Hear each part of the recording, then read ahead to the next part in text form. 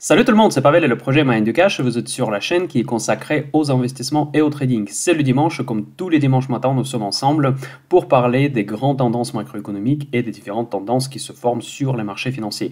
Avant de commencer, comme d'habitude, je vous invite à vous inscrire à la chaîne Mind de Cash, mettre la petite cloche pour être averti quand je publie de nouvelles vidéos. N'hésitez pas à partager ces vidéos à vos amis qui s'intéressent à la bourse et à la finance. Et je vous rappelle toujours que les likes, pour moi, c'est très important pour faire développer cette chaîne qui reste gratuite et où j'essaye de délivrer un maximum de valeur ajoutée. Pour ceux qui veulent aider à la chaîne encore plus, vous avez un lien PayPal où vous pouvez faire une petite donation pour me soutenir dans ma démarche gratuite.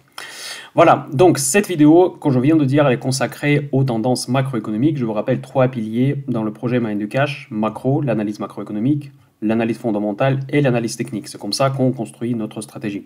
Donc aujourd'hui, nous sommes concentrés sur la macroéconomie. Donc voilà, donc on va parler notamment, donc évidemment, de tableau de bord que je vous présente tous les jours. Je vais vous parler des indicateurs que moi je trouve les plus importants dans la situation actuelle. Ensuite, je vais vous donner plus de précision par rapport à ma pronostic assez pessimiste pour cette année que j'ai évoqué dans la dernière vidéo qui a fait beaucoup parler en fait, parce que j'ai eu beaucoup de commentaires, beaucoup de questions. Donc je vais essayer de préciser encore plus ma vision pour l'année 2021. Ensuite, on va quand même parler un petit peu du Bitcoin, parce que c'est évidemment sur la chaîne Telegram, d'ailleurs, que je vous rappelle, il y a aussi cette chaîne qui se développe beaucoup dans un chat qui est très intéressant, il y a un partage d'avis. Donc si vous voulez vous inscrire, vous avez un lien dans la description de cette vidéo, il suffit juste de cliquer, ça s'installe tout seul, donc vous allez avoir beaucoup plus d'informations que vous avez sur YouTube. Et donc là, visiblement, il y en a beaucoup d'intérêt. Moi, je comprends, évidemment, parce que c'est un actif qui monte tous les jours, donc c'est un actif dans lequel je suis investi. On va quand même un petit peu parler de ça. Et à la fin de la vidéo, nous allons aussi parler de l'analyse technique sur des actifs et des indices principaux. Voilà, donc nous commençons traditionnellement par le tableau de bord. Juste une petite parenthèse avant que je le commence. Je commence de parler de tableau de bord d'économie, c'est que je cherche une nouvelle personne à interviewer sur la chaîne Mind de Cash qui serait une spécialiste dans les crypto-monnaies, parce que c'est un sujet qui évidemment qui intéresse beaucoup de personnes. Je voudrais que la chaîne Mind de Cash soit la plus adaptée par rapport à ce qui vous intéresse en ce moment précis. Donc si vous connaissez déjà, j'aimerais bien poser la question: quelle est la chaîne selon vous la plus pertinente pour l'analyse des cryptos, donc pour parler du Bitcoin et pour comment ce marché tourne.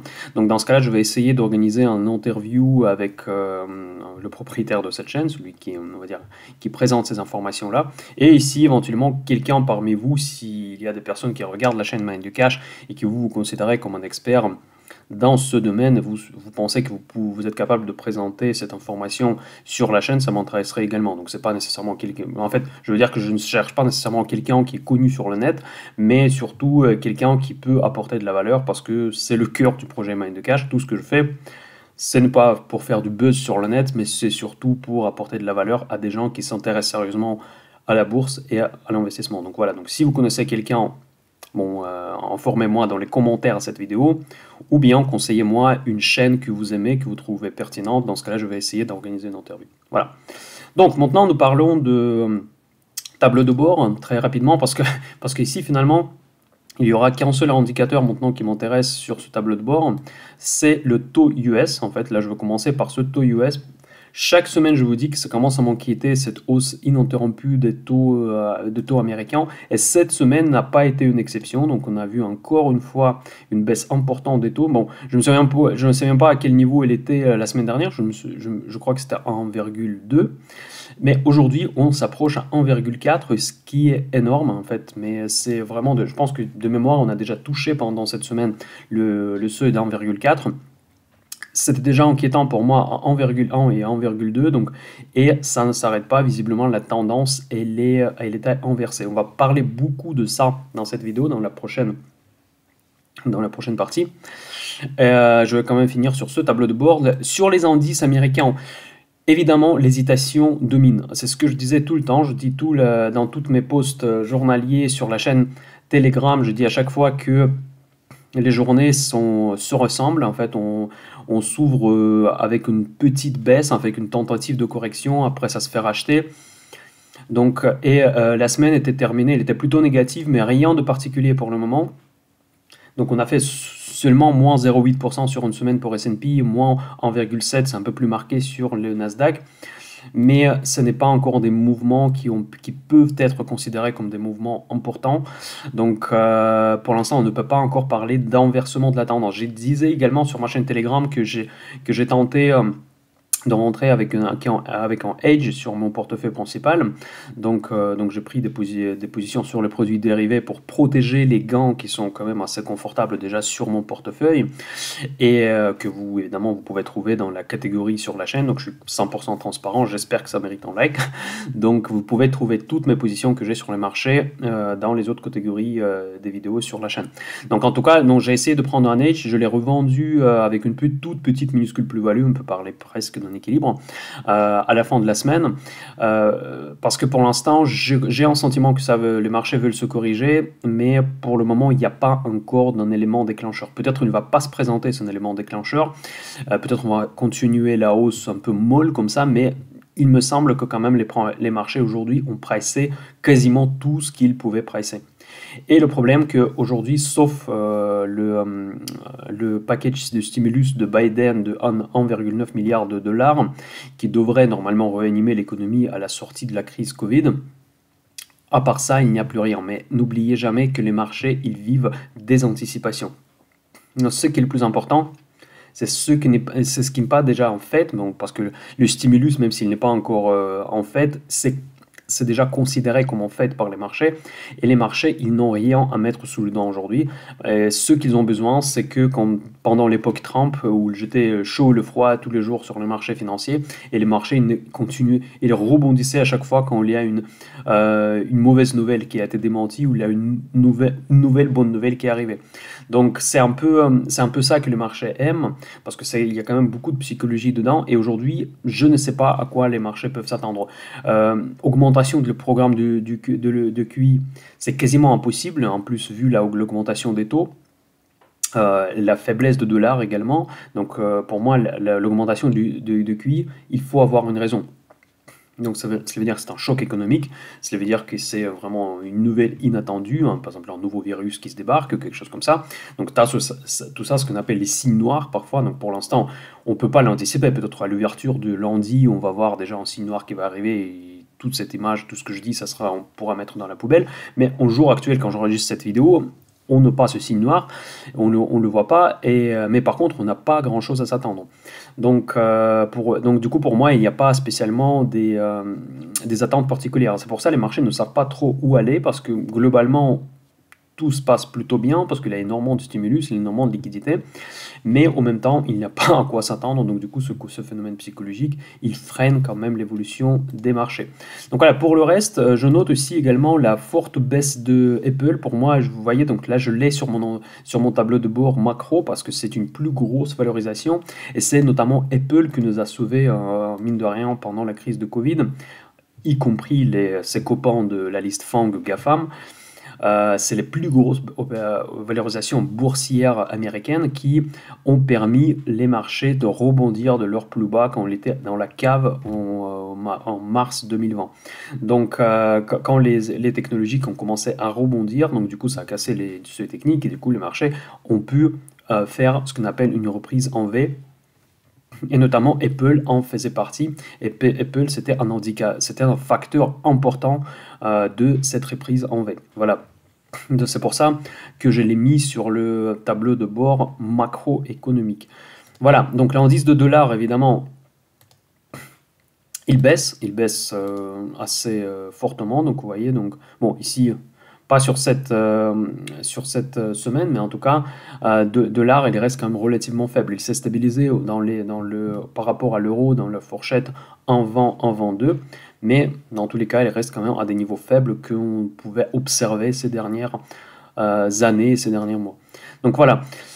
Ensuite, un indicateur vraiment d'une sécurité absolue, c'est le franc suisse. Donc là, il reste à peu près dans les niveaux il reste fort. Donc ça, c'est quand même un indicateur qu'il n'y a pas quand même en risque total, parce que normalement, en temps normal, je vous rappelle que le franc suisse, il était au-dessus de 1,20 par rapport à l'euro. Donc aujourd'hui, on est 1,08 et c'est quand même un indicateur qu'il y a quand même un problème. Et 1,20 en plus, il était manipulé par la Banque centrale suisse, qui ne le laissait pas descendre en dessous d'1,20. Après, ils ont enlevé ce plancher.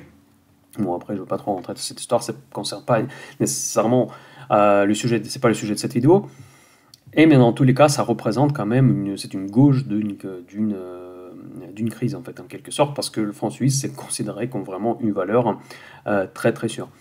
Pour le pétrole c'est un petit peu à part, hein, parce que je pense pas que c'est le sujet de la vidéo. Il y a eu beaucoup de journées de hausse sur le pétrole, mais notamment c'était dû au phénomène climatique au Texas. C'est vraiment, je pense que c'est quand même assez particulier et temporaire surtout. Du coup, je ne pense pas qu'on peut en tirer aucune conclusion de cette hausse de pétrole. J'ai vu des analystes qui disent que c'est lié au phénomène de reflation. Donc en fait, je vous dis que reflation, c'est une inflation qui est générée par des stimulus gouvernementaux.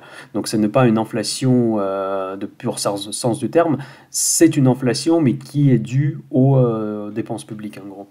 On peut le dire comme ça. Bon, corrigez-moi si je me trompe. Je vous rappelle que je suis un blogueur, je ne suis pas un professionnel. Donc tout ce que je dis, ce n'est pas des conseils d'investissement, c'est mon avis personnel. Donc comme moi je comprends le phénomène de reflation, c'est une inflation mais qui n'est pas générée par la croissance, on va dire, intrinsèque de l'économie, mais c'est la croissance qui est stimulée par les dépenses publiques. Voilà. Donc du coup, certains disent que la hausse de pétrole, c'est les anticipations de cette reflation, mais je pense que c'est quand même pas uniquement dû à ça, parce que les niveaux déjà sont au-delà de niveaux de avant Covid. Et justifier ce niveau, pour moi, c'est très difficile, vu que les économies sont à plat et on n'a même pas revers les économies. Pour moi, c'est les quotas, c'est les spéculations et c'est le phénomène temporaire au sud des États-Unis qui a effectivement perturbé tout le marché énergétique. Donc, du coup, je ne pense pas que c'est intéressant de s'arrêter longtemps sur le sujet de pétrole. Ensuite, bon, le Bitcoin, ça sera notre sujet de tout à l'heure, on va en parler. Tesla aussi, c'est mon tableau de bord qui représente un peu la folie boursière, donc c'est l'exubérance boursière, je préfère dire comme ça. Voilà, donc l'indice VIX aussi, c'est un indicateur qui n'est pas un indicateur avancé, mais c'est quand même, ça nous montre la nervosité du marché. C'est presque le seul point qui me rassure, qui me dit que probablement on va monter encore. Parce que si VIX se trouve encore proche de 20, c'est pas quand même. Ça veut dire que implicitement, il n'y a pas tellement de nervosité dans le marché. Mais pour moi, ça me paraît quand même assez incohérent par rapport à ce que nous voyons sur des futurs des indices qui sont très hésitants. Et cet indicateur, encore une fois, ce n'est pas un indicateur avancé. On ne peut pas vraiment se projeter dans le venir en regardant les chiffres, le niveau actuel du VIX. Donc si jamais le marché va commencer à baisser, donc du coup le VIX va s'envoler avec la baisse des marchés. Voilà, donc je passe maintenant sur la deuxième partie de cette vidéo où je parle de mon timeline que j'ai construit à la fin de l'année dernière. Donc ça, c'est d'ailleurs un nouveau feature que j'ai rajouté pour l'année 2021 où j'ai fait les pronostics et évidemment, au fur et à mesure l'année avance, je revois certaines de mes anticipations par rapport aux données que j'ai en disposition au moment concret.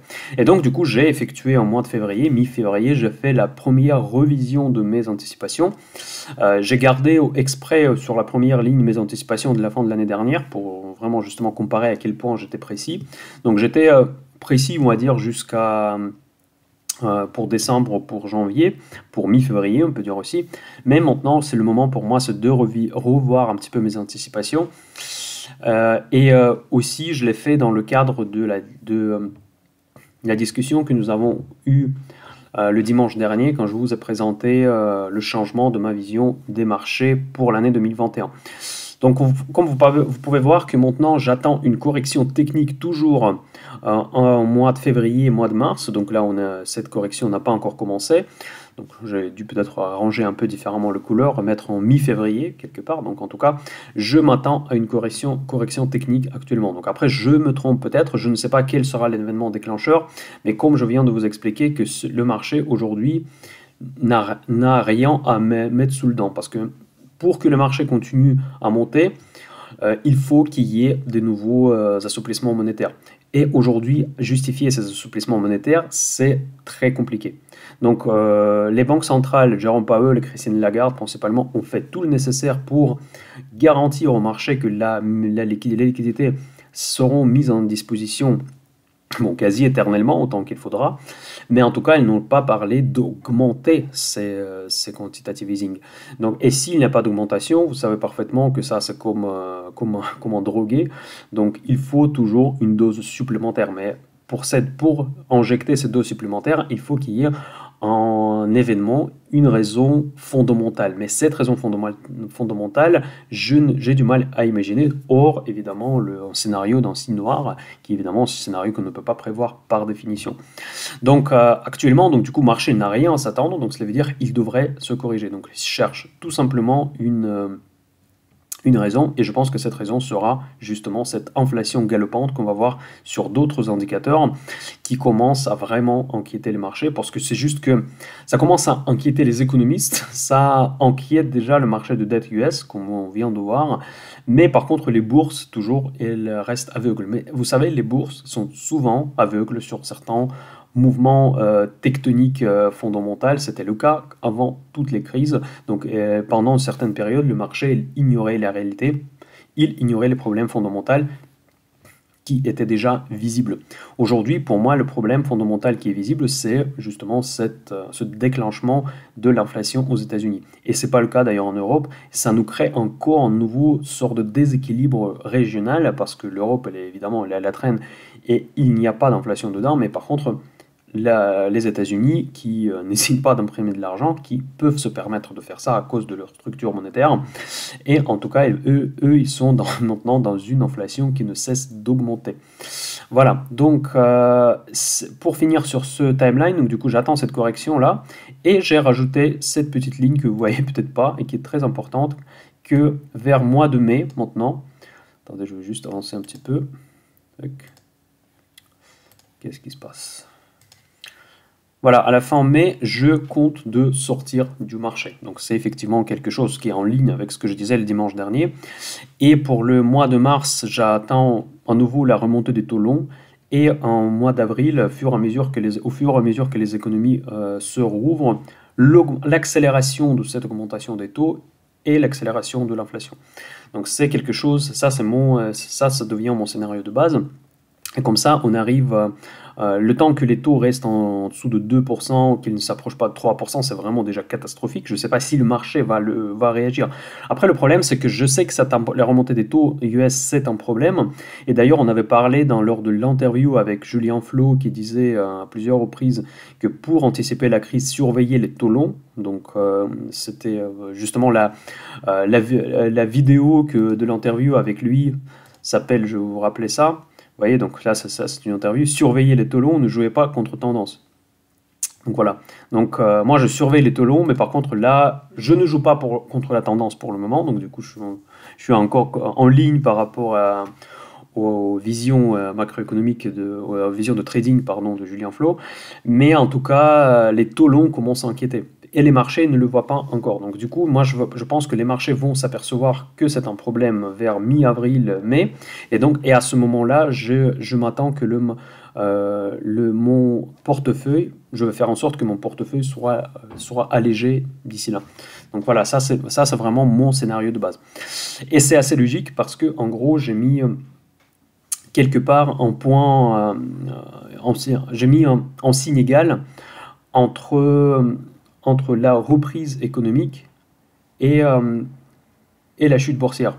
Ça peut être paradoxal si vous avez fait des études classiques dans l'économie, parce qu'évidemment, si on part dans un nouveau cycle, si la reprise économique est là, et donc si tout se passe bien, généralement, on devrait devrait avoir les bourses qui montent, mais n'oubliez pas que moi je dis toujours sur la chaîne Mind de Cash que nous sommes dans le monde inversé économiquement parlant. Donc tout est à l'envers chez nous, donc, et pour nous, cette fois, je pense que la reprise économique, c'est une mauvaise nouvelle. Parce que tout ce qu'on a vu sur cette bulle boursière, c'était lié uniquement aux injections monétaires et le soutien des banques centrales.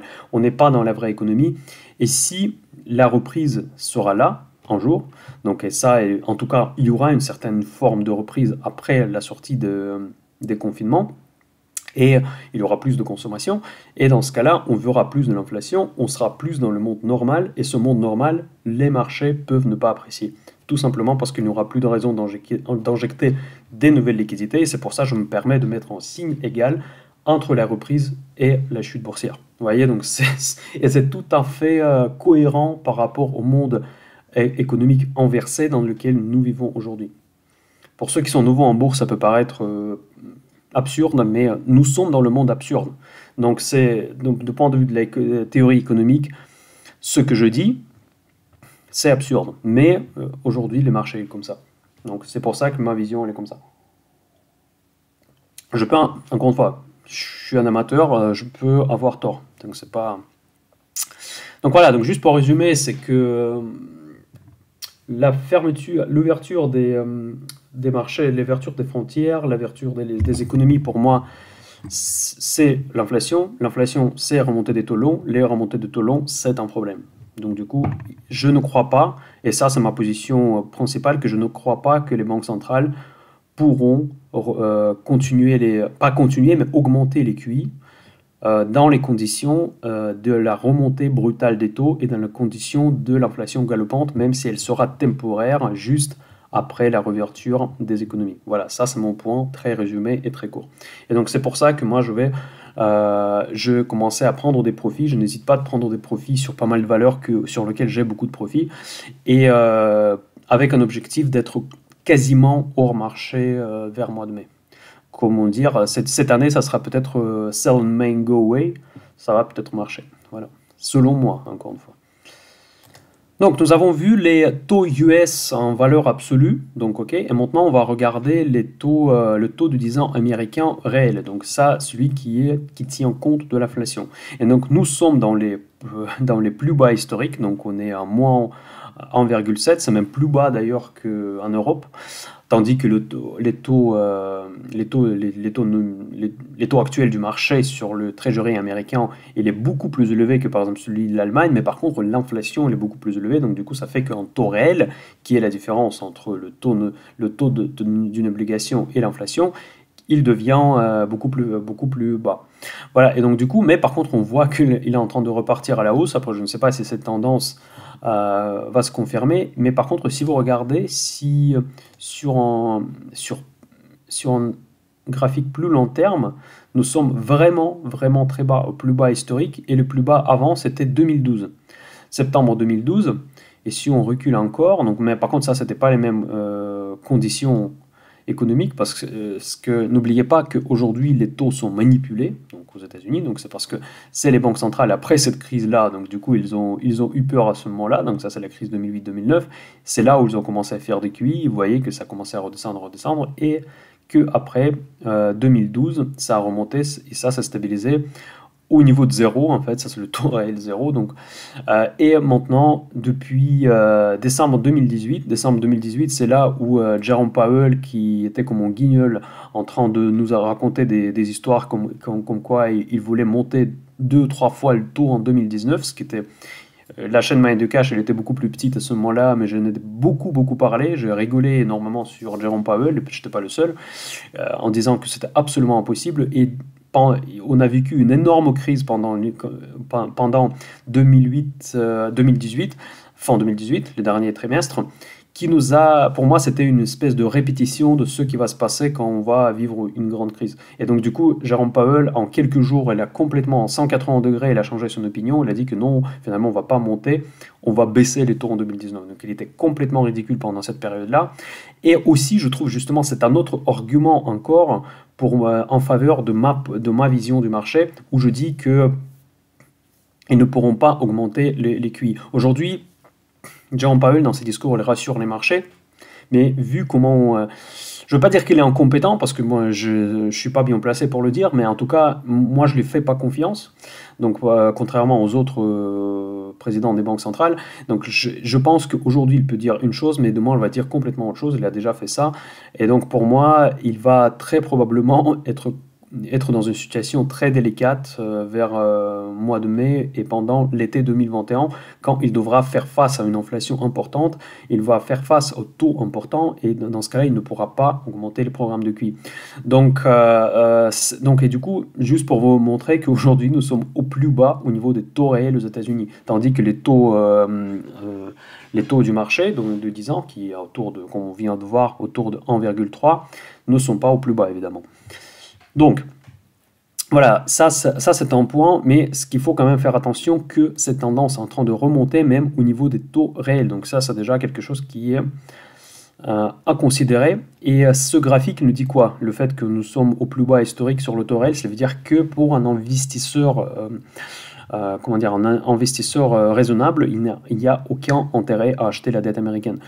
C'est le cas aussi pour la dette française, c'est le cas aussi pour la dette allemande, mais encore moins pour la dette américaine. C'est-à-dire quoi? Cela veut dire que le seul acheteur pour la dette américaine, ça sera les institutions qui sont obligées de le faire, mais surtout, ça sera la Réserve fédérale américaine.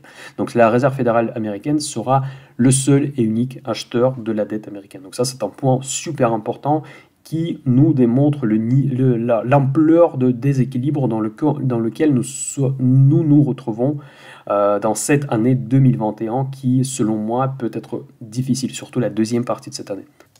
Cette semaine, elle était calme sur les marchés financiers, hors Bitcoin évidemment, mais par contre, il y a eu des statistiques qui sont super importantes qui ont été publiées. On m'a dit d'ailleurs, à juste titre, dans des commentaires pour une des précédentes vidéos, pourquoi je présente les indicateurs macroéconomiques, parce que de toute façon, les bourses s'en fichent, mais désormais, je suis dans une position où je pense que le marché ne voit pas le problème.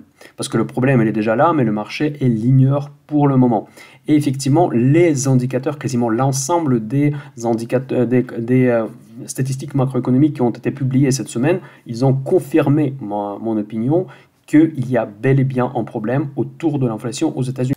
Et donc, du coup, j'étais encore davantage conforté plutôt, dans mon point de vue que dans mon timeline que je viens de vous présenter. Donc, regardez sur ce tableau. En fait, là, j'ai gardé uniquement les statistiques majeures qui ont été publiées cette semaine. Il y en a eu beaucoup qui sont liées au prix de consommation, à l'augmentation des prix. Donc, ça, c'est les ventes au détail. On n'est pas encore 100% ouvert après le Covid, mais on voit comment l'indicateur qui était publié, Core Retail Sales, donc il était 6 fois plus élevé presque que ça a été attendu. Donc là, je vous rappelle comment ça marche. Donc previews, en fait, ça c'est la colonne, ça c'est la publication précédente. Ça c'est ce qui était attendu par les analystes macroéconomiques, et ça ce qui était réel. Donc cela veut dire que ce qui était réellement, en fait, la situation réelle dans la vente au détail aux États-Unis, elle est complètement différente à ce que s'attendaient les analystes. Donc quelle conclusion on peut en faire? On peut en faire une conclusion que, effectivement, justement, ce que presse le marché aujourd'hui, et les marchés, quelque part, les analystes, ce qu'ils font, en gros, ils analysent les différentes statistiques, et c'est eux qui déterminent quelque part la situation macroéconomique globale, on va dire par définition officielle. Mais donc du coup, ils se sont tous trompés, et parce que les ventes au détail repartent à la hausse de manière extrêmement élevée. Donc d'autres indicateurs, PPI, ça c'est, je vais donner peut-être un petit peu plus de précision sur cet indicateur. Donc PPI, cela veut dire Producer Price Index. Donc c'est les prix des producteurs. Donc ça, c'est vraiment super important, et ça, c'est qu'évidemment, ça va déterminer, ça a un impact direct sur l'inflation. Et donc, du coup, vous voyez le même comportement, les mêmes statistiques sur ce PPI qui était largement au-dessus des attentes. Donc là, ça c'est une statistique similaire, mais bon, après, je ne sais pas trop exactement la différence entre Core Retail Sales. Bon, après, on peut investiguer, mais on voit à peu près le même ampleur de différence entre ce qui est attendu pour les ventes au détail aux États-Unis que pour l'indicateur similaire précédent. Donc du coup, on est presque 5-6 fois plus importante la hausse que c'était prévu. Donc les permis de construction, donc encore plus qu'attendu. Permis de construction, évidemment, c'est un indicateur inflationniste pareil. Initial Jobless Claims, il y a plus de chômage que prévu, mais ça, bon, ça a une incidence sur l'inflation, mais pas une incidence directe. Donc, donc vous voyez, ce qu'on peut conclure en fait en regardant cette liste, que tous les indicateurs qui nous annoncent une inflation. Donc tous les indicateurs, l'inflation est à la hausse et c'est quasiment en fait. Et que surtout l'ampleur de différence entre ceux qui étaient attendus et ceux qui étaient réellement publiés nous laisse présager une perte de contrôle sur cette inflation. Parce que ceux qui en font, bon évidemment, les analystes, c'est pas des naïfs, en fait, c'est des personnes sérieuses qui investiguent tous les différents scénarios, ils modélisent les différents scénarios de sortie de la crise de Covid, et ils n'anticipent pas une telle augmentation de dépenses. Voilà. Et augmentation de dépenses, c'est l'inflation. Donc, pour l'instant, toutes mes prévisions que j'ai évoquées la semaine dernière se confirment. Et le dernier indicateur que moi je surveille et qui est beaucoup moins connu, et pour moi en tout cas, moi je trouve que c'est un très très bon indicateur, c'est le cuivre par rapport à l'or. En fait, cuivre, c'est un métal très industriel, et l'or, c'est un métal beaucoup, bon, pas du tout industriel, mais surtout qui, quelque part, reflète la nervosité du marché et l'envie des investisseurs dans le safe haven. Donc, et le rapport entre ces deux actifs qui sont dans on va dire, sur des phases complètement opposées, peut nous permettre on va dire, d'imaginer ce qui va se passer. Donc ça, au contraire du VIX, d'ailleurs, ça c'est un indicateur avancé. Et donc on voit que cet indicateur repart à la hausse très fortement, et c'est un indicateur qui, pour moi, en signe de sortie pas de la crise, mais c'est un signe que nous nous entrons dans ce scénario de reflation, donc ça veut dire qu'on aura la croissance, mais ça sera la croissance qui est stimulée par les dépenses publiques, par les actions des banques centrales, et pas une croissance intrinsèque, on va dire, saine et structurelle. Donc, évidemment, si on entre dans ce cycle de croissance, évidemment, l'inflation sera là. Donc, même sur cet indicateur, nous sommes en train de repartir dans la croissance économique qui, comme je vous ai dit, est dangereuse pour les bourses, paradoxalement. Voilà, donc ça, je pense que c'est le dernier indicateur pour ne pas vous charger trop d'informations macro, mais c'est quand même très important, juste pour vous situer que ce que j'ai modélisé la semaine dernière en disant que vers mi-2021, c'est très difficile à dire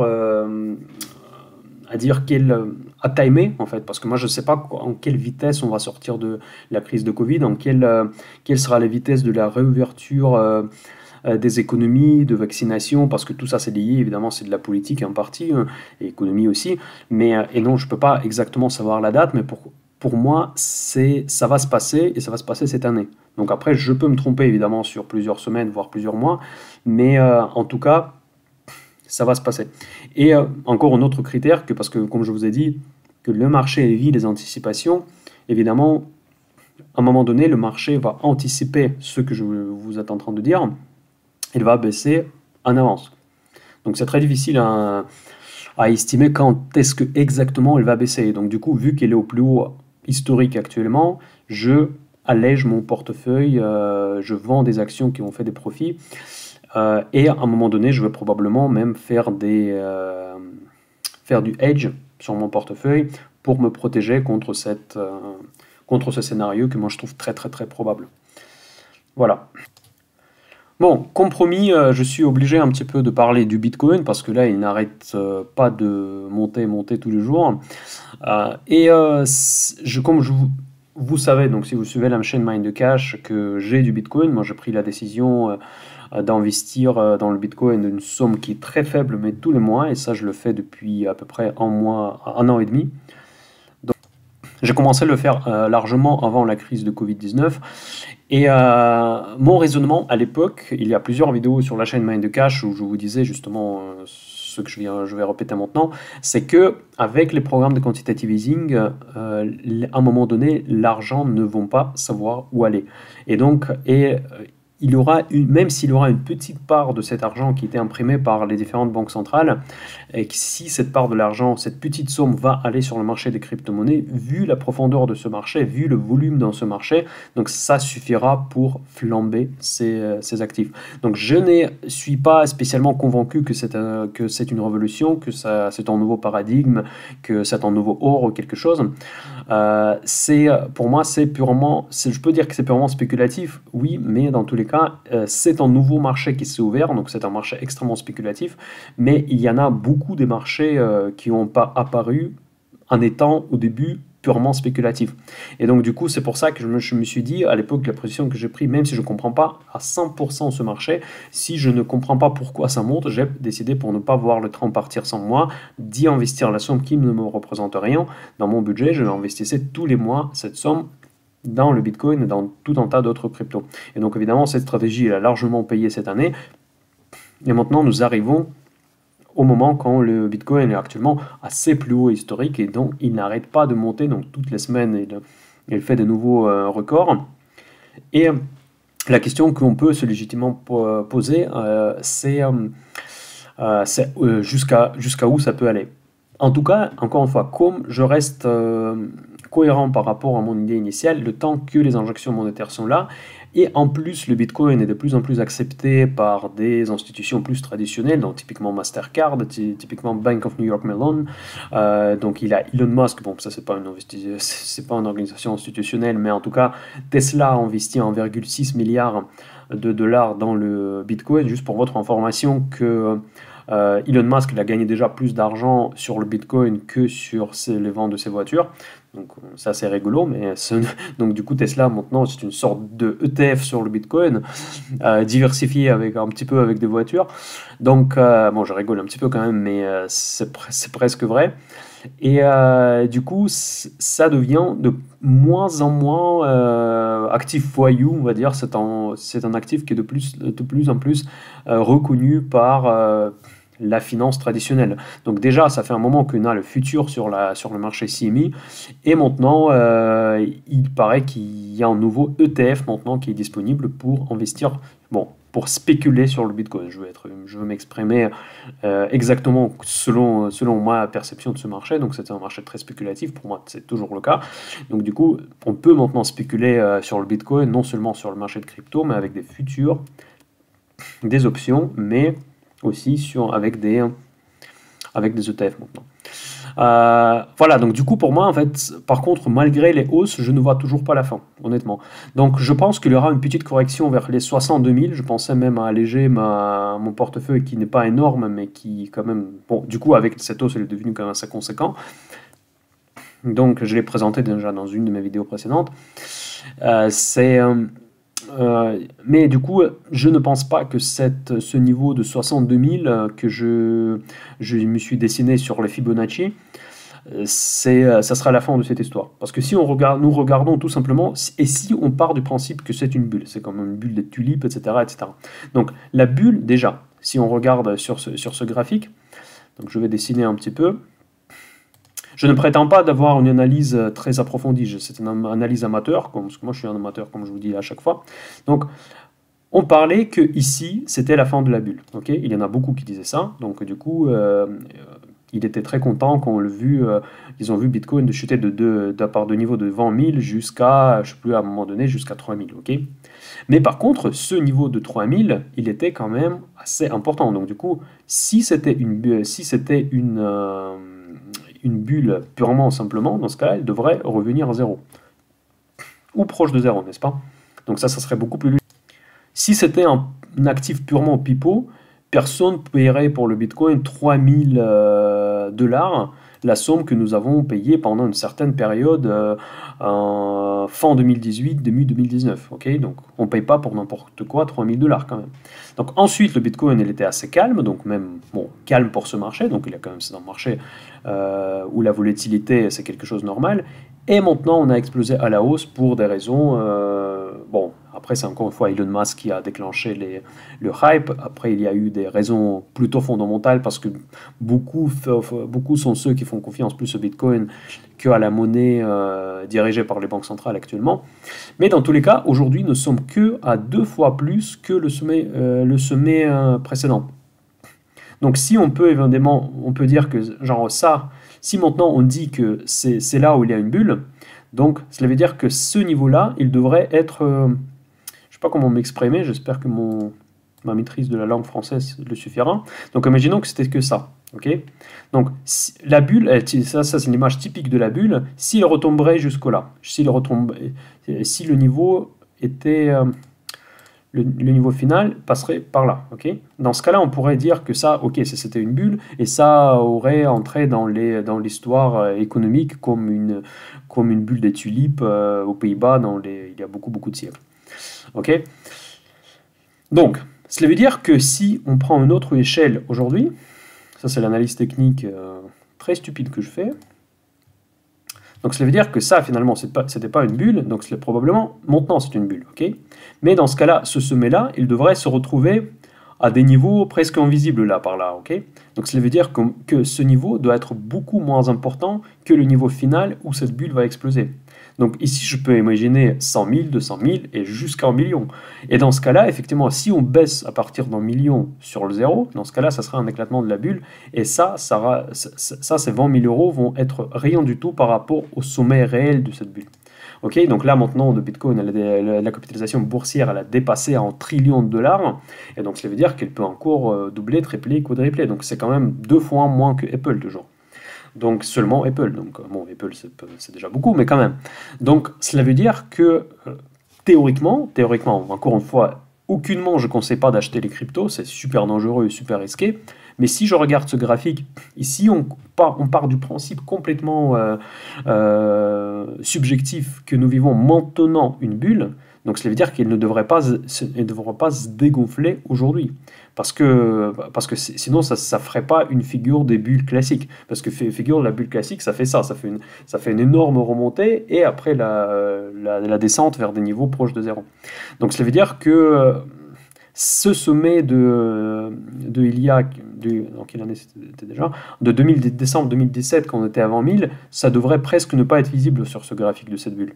Ok, donc cela veut dire que le sommet devrait être beaucoup plus haut.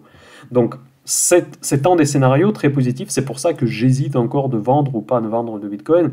Et en plus, aujourd'hui, encore plus important, c'est que le news flow de Bitcoin est très positif. Parce qu'avant, c'était purement du pipeau, c'était juste un token électronique. Aujourd'hui, on commence à y rajouter du fondamental. Donc maintenant, on peut commencer à parler de la reconnaissance de Bitcoin. C'est déjà en fait quasiment. Donc je ne pense pas que cette histoire elle est finie, elle est prête à se dégonfler demain. Donc voilà, ça c'est mon point de vue.